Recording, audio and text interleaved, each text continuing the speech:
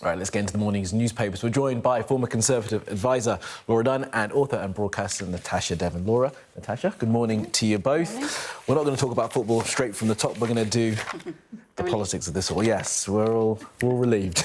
Let's start with the front of the Daily Mail. Laura, take us through this reporting here, suggesting that MPs for reform are going to be given protection after the murder of Anne Widdecombe. Yeah, that's correct. So it leads the Mail today, and senior Reform UK politicians will be receiving that round-the-clock protection in light of Anne Widdecombe's murder earlier this week. And obviously that's a live case, so we can't comment on that. But I think it raises important questions about the public safety of people in public life, and certainly MPs, peers, people who work in politics that I've spoken to this week are concerned about the rising level of threats. Actually, I interviewed a peer for my podcast, Her Voice in the House, this week, and she said that the threats she'd received, she'd had to move house, put her family under protection. And actually, when you hear someone say that, it really hits home. You actually don't understand the real impact that has. And I think, this raises questions about the protection that, we do give our public servants, regardless of what party that they are.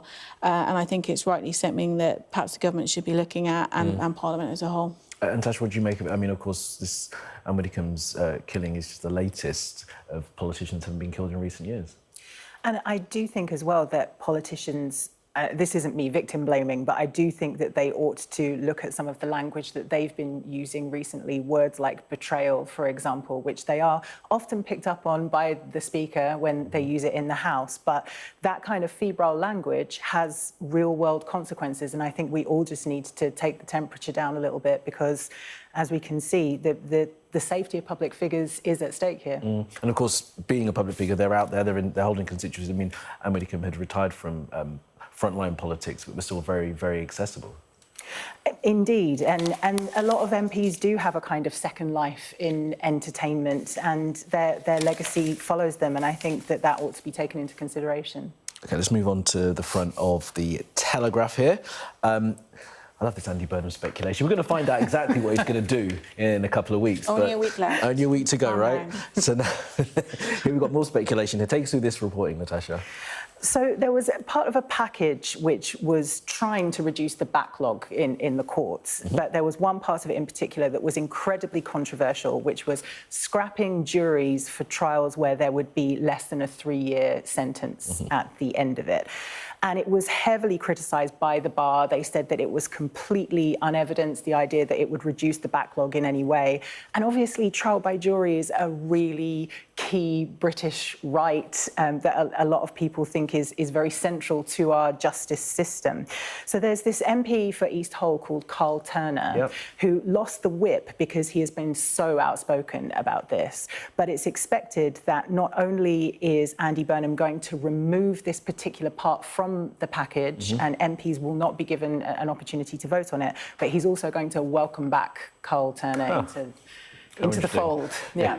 Carl Turner has been very, very critical of Keir Starmer in the past couple of weeks, not holding back. Obviously, he had lost the whip. But this is fascinating because, as Natasha points out, the Bar Council, other senior lawyers and judges have been against this idea. I've spoken to them, and also spoken to David Lammy, who sought to defend it quite forcefully and wanted to try and push this through. But yet it would seem as if when the new man comes in, he's going to change it all. Yeah, that's correct. And I think we're obviously all looking out to see what meat he's going to put on the bones of the policy. And I think for this, there was going to be a real risk that it would not pass through Parliament, and potentially, more MPs sort of voting against it, potentially, the whip being taken off them. So I think it's also partly about optics. The first kind of week, 2 weeks, 100 days, that's always a marker that we look at in politics, isn't it?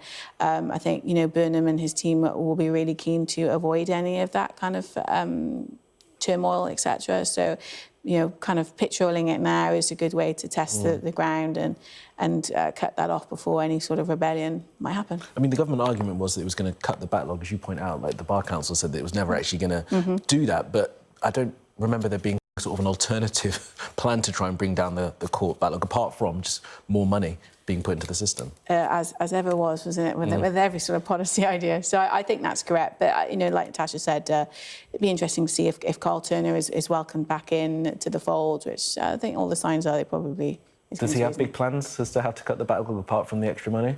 I don't think that you can do it without the investment that they're calling for. And you see that across so many sectors, in health, in education, that's rearranging deck chairs on the Titanic when what is needed is a massive investment. Find the money to invest, haven't you? Or make different choices, perhaps. All right, let's move on to the story here on the front of the Express. Well, why don't you take us through this? So this is, I guess, about the funding of the Defence Investment Plan. There's still like a £4.7 billion hole in that plan, even though it's been funded up to £15 billion, which is half of what the Armed Forces actually wanted. Yeah, so continuing that theme about funding. So there's been a few kind of tidbits about this week. You know, Lord Robinson, who headed up that review, said that the UK is very much unprepared. John Healey, the former Defence Secretary who resigned, has also said that in an interview.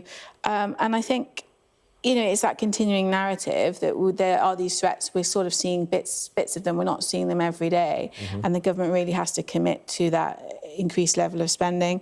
You know, commitment is 3% of GDP on defence, and this additional 15 billion on top of the spending review, so it's about 298 billion. That's for training, ships, aircraft, but it's still not enough. And I think we saw those narratives at NATO this week, and it's going to be interesting to see again. You know, we go back to Andy Burnham and the incoming government. What level are they going to commit to? I think there was, you know, an op-ed that Burnham did this week talking a bit about defence and security, and it was very much sort of more aligned with the EU and sort of going away from the US. So that's an interesting policy shift, which I think we're all going to be interested to see that dynamic with President Trump moving forward. But these calls for more investment aren't going to go away, and it's just another sort of big ticket item in his intro that he's going to have to tackle come next week. Yeah, another one. And Natasha, where are you on this sort of on the funding of defence? There is a lot of money that still needs to be found. The argument was made quite forcefully by Keir Starmer and John Healey that more money needed to be spent on defence, that we needed to be prepared for potential attack by Russia. And yet John Healey still didn't feel like Keir Starmer was serious enough. What's your sense as to where that money's going to come from if they can find it? I've got a certain amount of sympathy for the government because Putin has been a threat for a really long time. It's not like we've suddenly discovered that he has designs on Eastern Europe overnight. But there was a lot of kicking the can down the road under the previous administration. And like every public sector, the military suffered under austerity and all the incarnations of austerity that followed. I think it is worth noting that there are 80 countries in the world, including the US, France and Germany, that are switching to uncrewed systems in order to save money. That, to me, would suggest that there is some wisdom in it. Yeah, so using more drones and perhaps reducing the amount of sort of big ticket items that you need to use on the battlefield. Let's move to this in the, in the Times. And this is about the French putting more staff at the border to try and deal with small boats. Not small boats, it's holiday makers. Oh, sorry, my apologies. I understand why you went there. The tone of the coverage recently would suggest that that's what they were talking about, but they're not. They're talking about these new EES checks, these biometric checks, which are done at kiosks. At the moment, there is a tech failure, which means that that information is not connecting to the Central European Commission system. And that means that they're having to send people to do these checks manually. And this is a demand that's been made by the British government that the French do this because, of course, the schools break up at the end of next week. So as of next weekend, we're expected to see 12,000 cars a day at places like Dover and Felixstowe trying to access Europe. Have you been into Europe, either of you, on this new system? I have, yes. And is it a nightmare? Yes. How long were you waiting?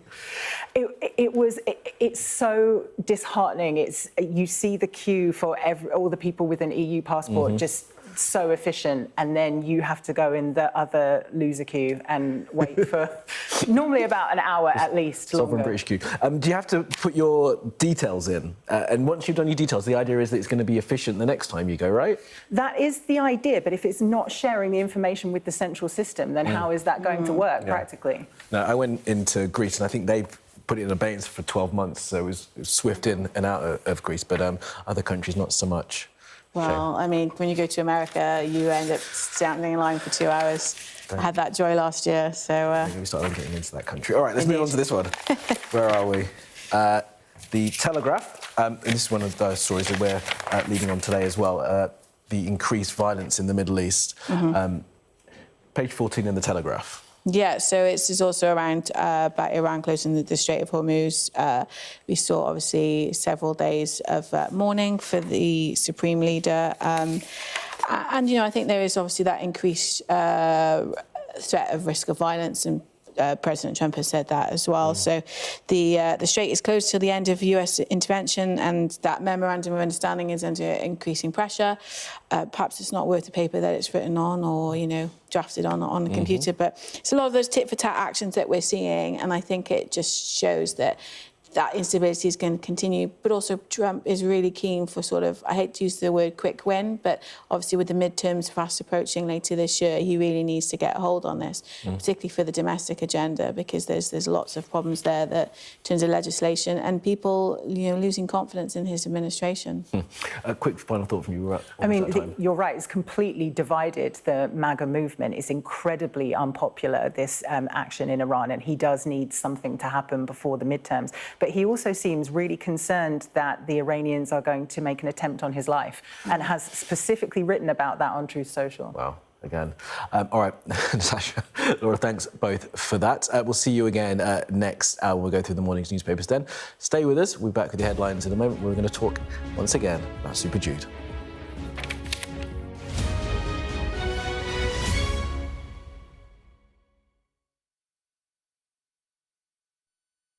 What's the best thing about being a Sky News journalist?